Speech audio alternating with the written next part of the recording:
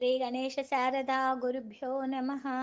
శుక్లాంబరధరం విష్ణుం శశివర్ణం చతుర్భుజం ప్రసన్నవదనం ధ్యాయేత్ సర్వవిఘ్నోపశాంతయే. శారదా శారదాంభోజవదనా వదనాంబుజే सर्वदा सर्वदास्माकं सन्निधिः सन्निधिं क्रियात्. गुरुर्ब्रह्मा गुरुर्विष्णुर्गुरुर्देवो महेश्वरः. गुरुः साक्षात् परं ब्रह्म तस्मै श्रीगुरवे नमः. श्रीमन्महागणाधिपतये नमः. श्रीमहासरस्वत्यै नमः. श्रीगुरुभ्यो नमः. शङ्कारूपेण मच्चित्तं पङ्कीकृतमबुध्यया किङ्करीयस्य सामाया शङ्कराचार्यमाश्रये. भारती करुणापात्रं भारती पदभूषणं भारती पदमारूढं भारतीतीर्थमाश्रये. विद्याविनयसम्पन्नं वीतरागं विवेकिनं वन्दे वेदान्ततत्त्वज्ञं विधुशेखरभारतीं. श्रीललिताम्बिकायै नमः.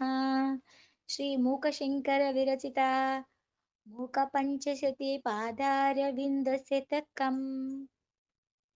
మూక పంచశతి. ఈ మూక పంచశతిలో 500 శ్లోకాలు ఉన్నాయి. మొదటి శతకం. వీటిల్ని మనం శతకము అంటే 100 పద్యాలు. 100 పద్యాలు పైన ఉన్న దానిని ఒక శతకము అంటారు.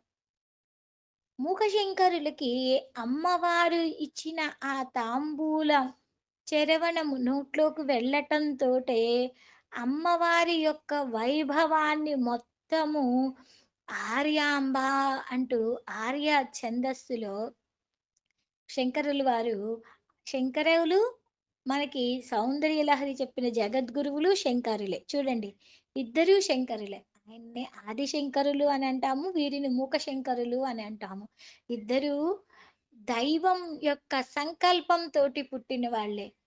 ఆ సంకల్పమే లేకపోతే 32 సంవత్సరాలలో భారతదేశాన్ని మొత్తము కాలినడకన నడిచి మొత్తము ఎక్కడెక్కడ ప్రక్షాళన కావించాలో కాశ్మీర్ నుంచి కన్యాకుమారి వరకు ఆయన ఎక్కడ మనం ఏ గుడికి వెళ్ళినా ఈ శంకరాచార్యుల వారు ప్రతిష్ఠించిన శ్రీచక్రం అంటూ మనం ప్రతి దేవాలయాలలో అలా చూస్తూ ఉన్నాం. అంటే అప్పుడు కాలానికి ఆ శంకరులు అవసరము ఉన్నది కాబట్టి ఆయన మన భారతావనిలో జన్మించి మన యొక్క వేద వాంగ్మయాన్ని మొత్తము రక్షించటానికి పుట్టారు.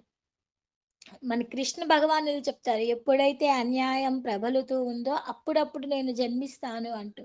అలా శంకరాచార్యులు వారు జగద్గురువు అయ్యి మన భారతదేశంలో 4 ఆమ్నాయ పీఠాలను స్థాపించి వారి పరిరక్షణ సరిగ్గా జరిగించేటట్లుగా ఎంతో చక్కగా దాన్ని ఇప్పటికీ కూడా 4 ఆమ్నాయ పీఠాలు భద్రతగా ఉండేటట్లుగా ఎంతో వేద విధులతోటి పండితులు, మన దేశం ఇంత సుభిక్షితంగా ఎన్ని కరువు కాటకాలు ప్రపంచంలో ఎన్ని వస్తున్నా మన దేశంలో మాత్రం ఇంత సుభిక్షితంగా ఇంత న్యాయంగా ఎంతమంది ఎంత అన్యాయాలు చేస్తూ ఉన్నా కూడా మన దేశం సుభిక్షితంగా ఉండటానికి కారణం ఇక్కడ వేద మూర్తులు, వేద పండితులు శివస్వరూపమయ్యి మనల్ని రక్షిస్తూ ఉన్నారు ప్రతి క్షణం.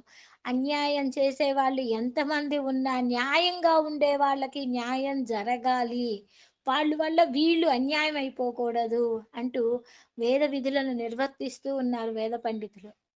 అలాగా మూక శంకరులు కూడా పుట్టు మూగవాడు. పుట్టు మూగవాడు అయిన అమ్మవారి యొక్క తాంబూలం నోటి పిడచ అలా శంకరులకి అందించంగానే అమ్మని చూస్తూ అవ్యాజమైన భక్తితోటి ఆర్యాంబ అంటూ 100 శ్లోకాలు అమ్మ యొక్క వైభవాన్ని చెబుతూ అమ్మని గురించి, అమ్మ యొక్క రూపాలను గురించి, అమ్మ మన శరీరంలో సూక్ష్మ శరీరంలో ఎలా ఉంటుంది అంటూ రకరకాలుగా అమ్మ అంటూ కామాక్షి అమ్మని మనకి, అమ్మ యొక్క రూపాలని, అమ్మ యొక్క వైభవాలని మనకు అందించారు మోక్షశంకరులు.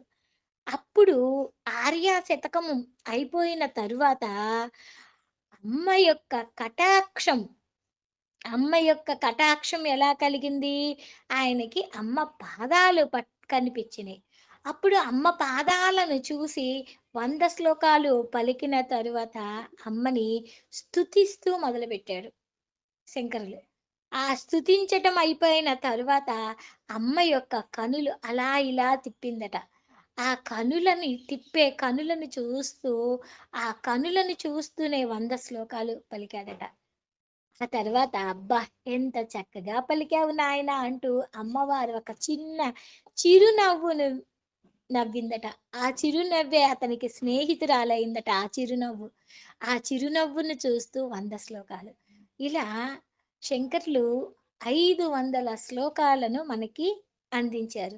దీంట్లో ఏమి ఉంటాయి అనేది తీసుకునే వాళ్ళ ప్రజ్ఞని బట్టి, దాని యొక్క పరిపక్వతను బట్టి వాళ్ళు దానిలో ఎంతో విజ్ఞానము, కవిత జరి, అమ్మవారిని గురించి పాటలు పాడుకునేంత అందంగా, అలా మనకి దీనిలో తాత్వికతము మొత్తము శ్రీ విద్య, ఉపాసన అన్నీ ఈ 500 శ్లోకాలలోకి పొందుపరిచారు.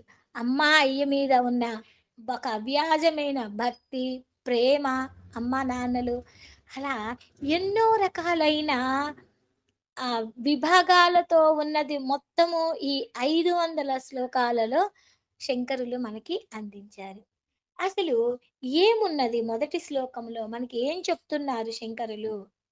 महिम्नः पन्थानं मदनपरिपन्थि प्रणयिनि प्रभुर्निर्णेतुं ते भवति यतमानोऽपि कतमः तथापि श्रीकाञ्ची विहृतिरसिके कोऽपि मनसो विपाकस्त्वत्पादस्तुतिविधिषु जल्पाकयति माम् महिम्नः पन्थानम् मदनपरिपन्थि प्रणयिनि प्रभुर्निर्णेतुं ते भवति यतमानोऽपि कतमः तथापि श्रीकाञ्ची विहृतिरसिके कोऽपि मनसो विपाकस्त्वत्पाद स्तुतिविधिषु जल्पाकयति माम् అమ్మని శంకరాచార్యులు వారు గాని, మూకశంకరులు కానీ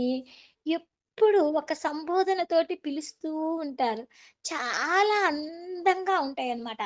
తుహినగిరి, హిమగిరి శైలసుతే అంటూ రకరకాలుగా శంకరాచార్యులు వారు అందిస్తే, ఇక్కడ అదే ఇక్కడ మనకి కనిపిస్తుంది. ఇక్కడేమంటున్నారు? మదన పరిపంథి ప్రణయిని అంటున్నారు. మదన పరిపంథి ప్రణయిని. మదనుడు అంటే మన్మధుడు. మన్మధుడు విరోధి. ఎవరు? మన్మధుడికి ఎప్పుడు విరోధి శివుడు. మన్మధుడికి విరోధి అయిన శివుడు ప్రియురాలా అంటూ సంబోధిస్తున్నారు. ఎంత అందంగా ఉందో కదా! ఆ పదమే మదన పరిపంథి ప్రణయిని. అసలు ఎవరిక్కడ ఎవరిని సంబోధిస్తున్నారు? ఎవరిని సంబోధిస్తున్నారు? తథాపి శ్రీకాంచీ విహృతి రసికో ఎవరు? శ్రీకాంచీ నగరమున విహారమునందు ఆసక్తి కలిగిన అమ్మా నువ్వెవరివి? మదన పరిపంథి ప్రణయిని. మదనుడికి విరోధి అయిన శివుడు యొక్క ఇల్లాలివి. ఇలా ఉన్నమ్మా నీ యొక్క మహిమ.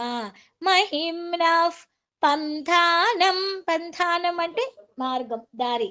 మహిమ్న పంథానం. నీ యొక్క మహిమ అనే మార్గాన్ని నిర్ణయించుకోవటానికి ప్రయత్నించేవాడు ఎవ్వరు సమర్థుడు అగును అంటూ ప్రశ్నించుకుంటూ మనస్సు, ఈ మనస్సు కూడా ఏదో ఒక పరిపాకముతోటి నీ యొక్క పాదాలను స్తుతిస్తూ నన్ను ఇలా వాగిస్తుందమ్మా. నీ యొక్క పాదాలను స్తుతించటము కన్నా ఇంకా ఏమీ నాకు భాగ్యము లేదమ్మా. నీ యొక్క పాదములు ఎంత గొప్పవోనమ్మా అంటూ అమ్మవారి యొక్క పాదాలను పట్టుకోవటం అనేది ఎంత గొప్పదో అని శంకరులు ఈ శ్లోకంలో మనకి అందిస్తున్నారు. మహిమ్నః పంథానం మదన పరిపంథి ప్రణయిని ప్రభుర్నిర్ణేతుం తే భవతి యతమానోऽపి కథమః తథాపి శ్రీకాంచీ విహృతిరసికే కోऽపి మనసో విపాకస్త్వత్పాదస్తుతివిధిషు జల్పాకయతి మాం. ఇంకా ఎలా ఉన్నాయి అమ్మవారి పాదాలు? గలగ్రాహి పౌరందర పురవని పల్లవరు చాంద్రుత ప్రాధమ్యానామరుణ మహస మాదిమ గురు సమిందే బంధుకస్తబక సహయుధ్వ దిశి దిశి ప్రసర్పన్ కామాక్షరణ కిరణానా మరుణిమా. చూడండి ఎంత గొప్పగా చెప్తూ ఉన్నారో. అల్లరి పిల్లవాడు ఎలా ఉంటారు?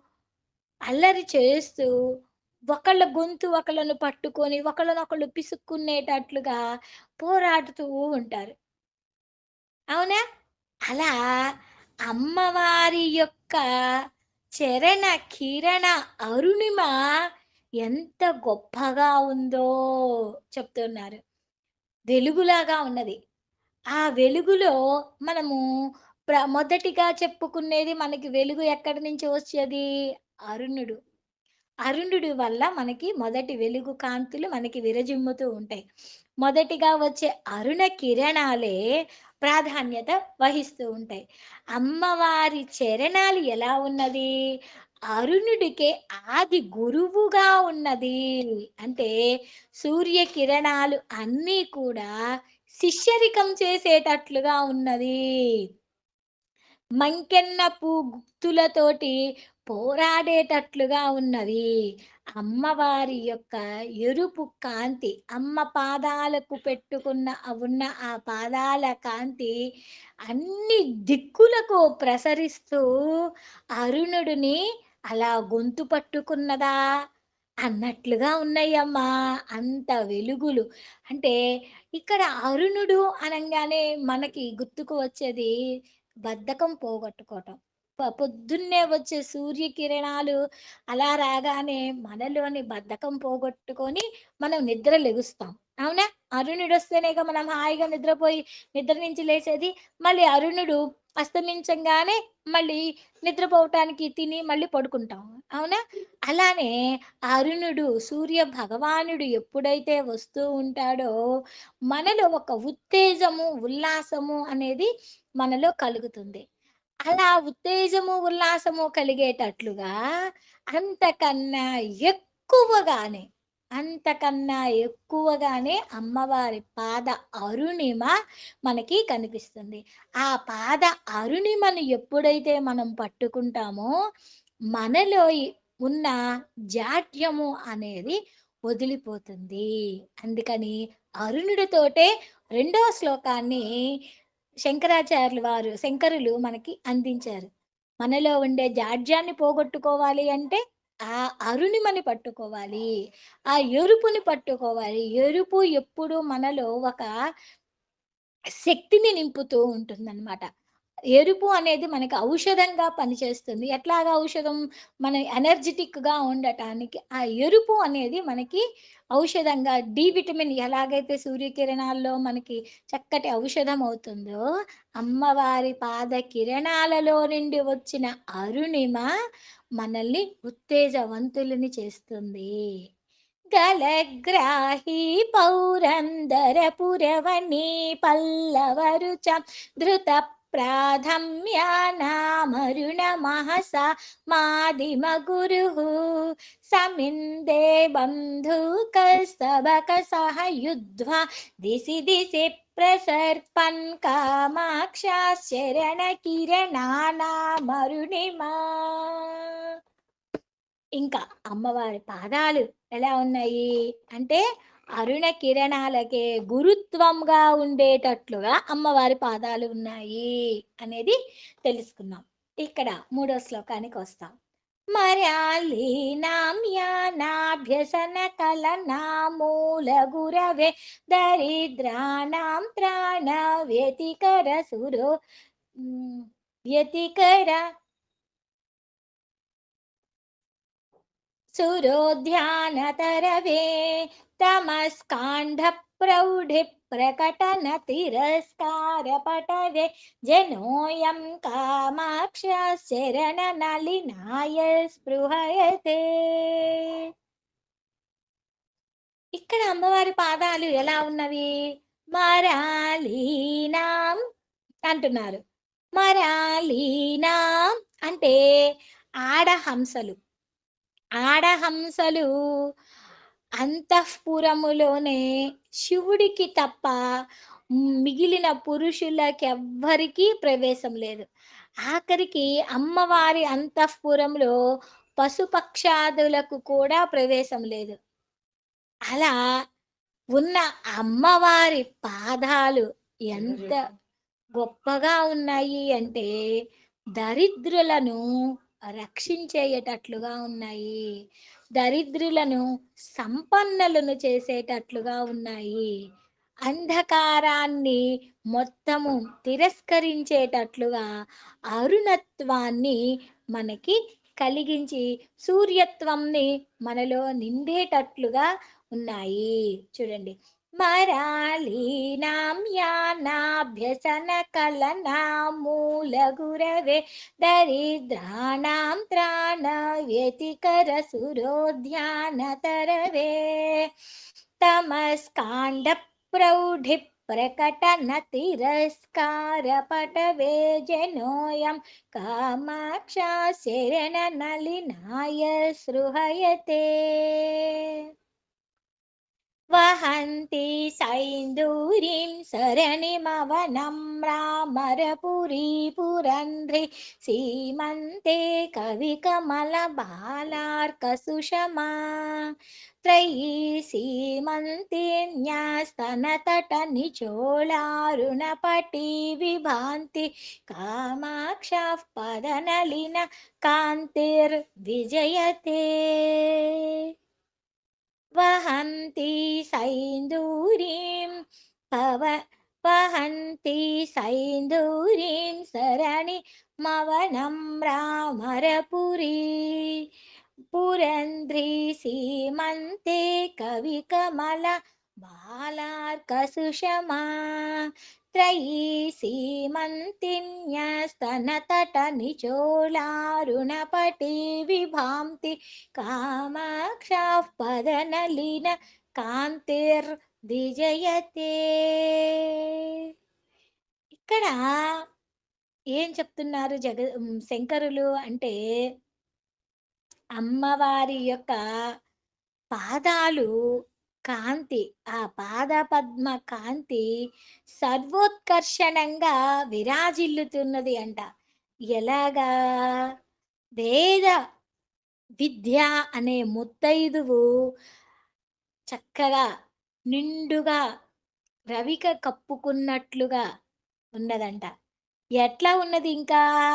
కవికమల బాలార్క సుషమా, కవులు అనే కమలములతోటి లేత సూర్యుని కాంతితో ఉన్న వేద విద్య అనే ముత్తైదువు యొక్క స్తన ప్రాంతాన్ని కప్పుకున్న ఎర్రటి రవిక గుడ్డతోటి ప్రకాశిస్తూ ఉన్నట్లుగా ఉన్నాయమ్మ నీ పాదకాంతి. అవి ఇంకా ఎలా ఉన్నవి? వంగిన దేవతల వంగిల దేవతల యొక్క ముత్తైదువుల యొక్క పాపిట సింధూరం లాగా ఉన్నదమ్మా. ఎట్లాగా? అంత నిండుగా ఉన్నాయమ్మా నీ పాదపద్మ కాంతి. ఇక్కడ కవులు యొక్క వర్ణన రెండు మూడు విభిన్నమైనవి తీసుకువచ్చి అలా ఉన్నది అని చెప్పటం కవుల యొక్క కవితా చాతురికి గొప్ప నిదర్శనం. దాన్ని పట్టుకోవాలి. ఒక లైన్కి ఇంకొక లైన్కి సంబంధం లేకుండా ఉంటుంది. ఆ లైన్ని మొత్తము కలిపితే, దానిలోని భావాన్ని కలుపుకుంటే అది అబ్బా, చంద్రుడిలాగా ఉందయ్యా నీ నవ్వు, చల్లని తెల్లటి పువ్వులాగా ఉందయ్యా ఇట్లా ఎన్నో రకాల వర్ణనని అంటే ఈ మొత్తము కలిపి అలా ఉన్నది అని చెప్పడానికనమాట. ఇక్కడ ఎలా ఉంది? ఇక్కడ ఎలా ఉందని చెప్తున్నారు? మనలోని బద్ధకాన్ని పోగొట్టేటట్లుగా ఉంది నీ యొక్క అరుణ కాంతితో కూడిన పాదాలు అన్నారు. అరుణ వర్ణంతో ఉన్నాయి అంటున్నారు. ఇప్పుడు ఏమంటున్నారు? దేవతా స్త్రీలు పెట్టుకున్న సింధూరం లాగా ఉన్నవి. పాపిటిలో పెట్టుకున్న ఆ సింధూర వర్ణంలో ఉండి, నీ పాదాలు అరుణ వర్ణంతోటి మెరుస్తూ ఉన్నాయమ్మా. నీ పాదకాంతి అంత గొప్పగా ఉన్నదమ్మా అంట. ఇవన్నీ చదువుతుంటే అమ్మవారి పాదాలు తప్పే మనకి అమ్మవారి ముఖమండలం కూడా కనిపించకూడదనమాట. అంతగా మనం అమ్మవారి పాదాల మీద దృష్టి పెట్టుకొని, అమ్మ పాదాలని అలా స్మరిస్తూ, అమ్మ పాదాల నుంచి వస్తున్న అరుణోదయ కాంతులను అలా చూసుకుంటూ ఉండాలి.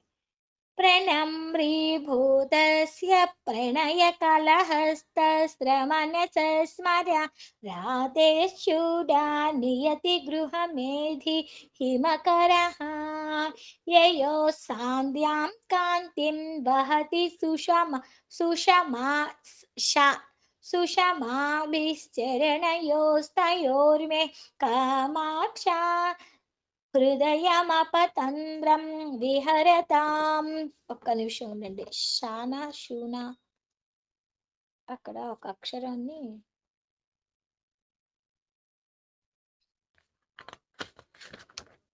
షానే. ఇక్కడ షూ ఉంది. షూ ఉంటే దాన్ని కొట్టేసి షాగా రాసుకోండి. ప్రణమ్రీ ఎలాగుంది ఇక్కడ అమ్మవారి పాదాలు? నమస్కరించిన వాళ్ళకి ప్రళయ కలహం కలుగుతుందేమోనని భయపడిన మనస్సు మన్మథ విరోధి అయిన మన్మథ విరోధి ఎవరు? శివుడు. శివుడు జటాజూటంలో నుంచి ఆ చంద్రుడు ఉన్నాడు. శివుని జటాజూటంలో చంద్రుడు ఉన్నాడు. ఆ చంద్రుడు సంధ్యా సమయములో ఆ కాలి కాంతిని ధరించిన ఆ పాదాలతో కూడిన అమ్మని నేను చూస్తున్నాను. అది చూడటం వలన నా హృదయములో ఉండే సోమరితనము వి పోయి చక్కగా విహరించు కాక అంటున్నారు.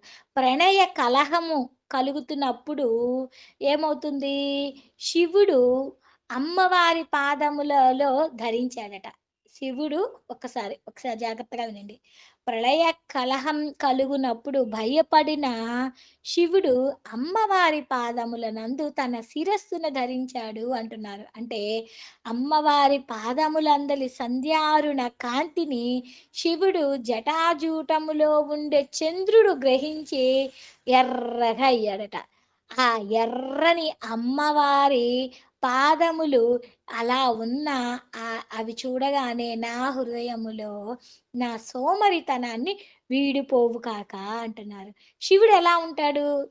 తెల్లగా ఉంటాడు. అవునా? చంద్రుడు ఎలా ఉంటాడు? తెల్లగా ఉంటాడు.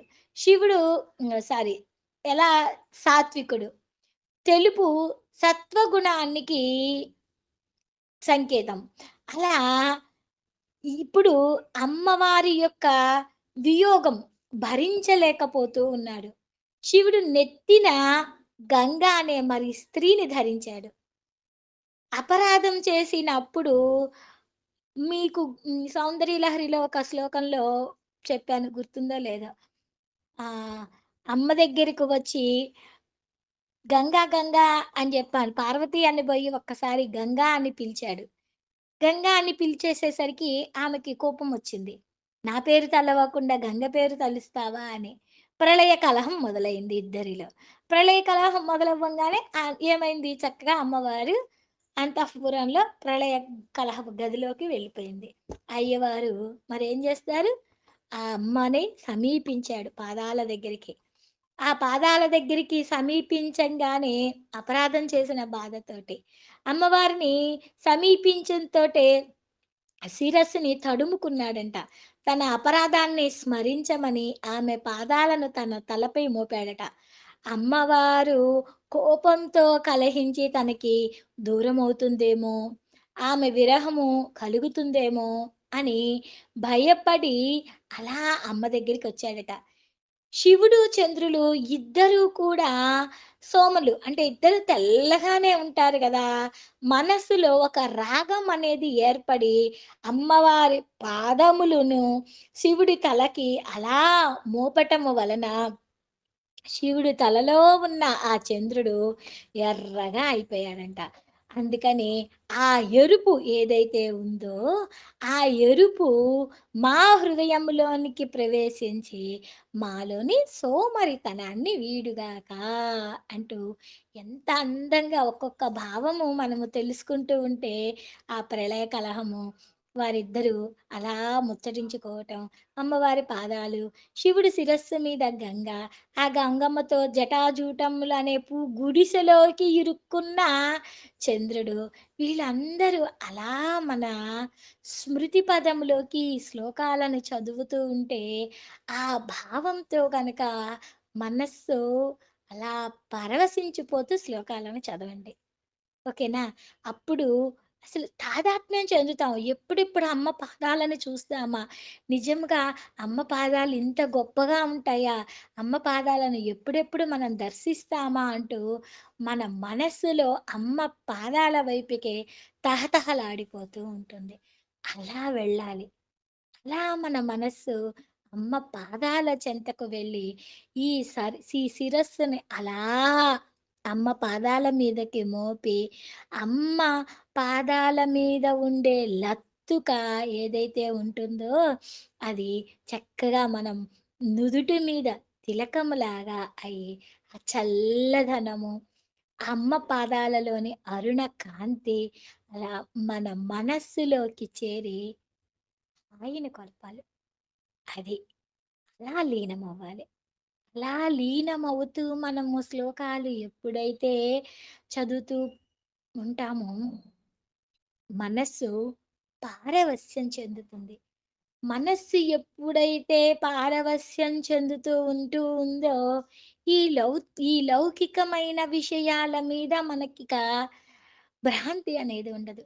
తహతహలాడిపోతూ ఉంటుంది మనస్సు ఎప్పుడు. అమ్మ పాదాలను పట్టుకుందాం. అమ్మ పాదాలలో ఆ పాదాలకుండే లాక్షారసాన్ని చూద్దాం. అమ్మ పాదాలను కడుగుతూ ఉంటే, ఆ వచ్చే లత్తుక వాసనని పీలుద్దాం. ఆ కర్పూరపు వాసన తాంబూలం అమ్మ సేవిస్తూ ఉంటే, అమ్మ ముఖమండలం ఎంత గొప్పగా ఉందో. అమ్మ చేతులతోటి మనల్ని ఆశీర్వదిస్తూ ఉంటే, ఆ చేతులు మన శిరస్సు మీద తగిలి, అబ్బా! నా జన్మ ధన్యమైనది కదా అని మనస్సు పారవస్యం చెందాలి. అది శంకరాచార్యులు వారు, మూక శంకరులు మనల్ని అమ్మ దగ్గరికి అలా మానసికంగా తీసుకెళ్ళిపోతూ ఉన్నారు. సర్వం జగదాంబ పాదాలు అంతే. ఈ శ్లోకం ఒక్కసారి మళ్ళీ చెప్తానే. ప్రణమ్రీభూతస్య ప్రణయకలహస్తస్త प्रणम्रीभूतस्य प्रणयकलहस्त्रस्तमनसः स्मराराते शूड नयति गृहमेधिः मकरः ययोः सान्ध्यां कान्तिं वहति सुषमाभिश्चरणयोस्तयोर्मे कामाक्षा हृदयमपतन्त्रं విహరతాం. ఒకసారి 5 శ్లోకాలు కూడా చదివేస్తాను. महिम्नः पन्थानं मदनपरिपन्थे प्रणयिनि प्रभुर्निर्णेतुं ते भवति यतमानोऽपि कथमः तथापि श्रीकाञ्ची विहृतिरसिके कोऽपि मनसो विपाकस्वत्पादस्तुतिविधिषु जल्पाकयति माम् गलग्राही पौरन्दरपुरवनी पल्लवरुचा धृतप्राथम्यानामरुणमहसा मादिमगुरुः समिन्धे बन्धूकस्तबकसह युद्ध्वा दिशि दिशि प्रसर्पन् कामाक्षाश्चरणकिरणानामरुणिमा मरालीनां यानाभ्यसनकलनामूलगुरवे दरिद्राणां त्राण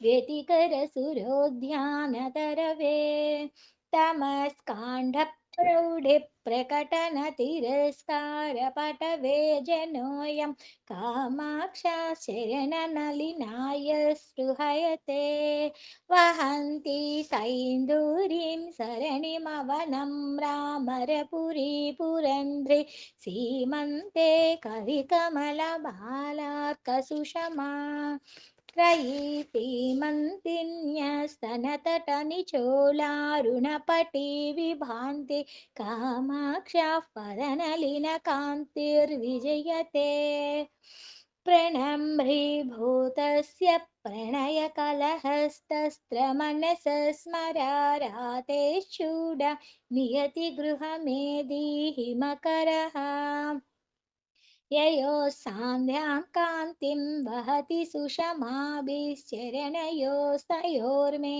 कामाक्षा हृदयमपतन्त्रं विहरताम् सर्वं जगदाम्बपादारविन्दार्पणमस्तु।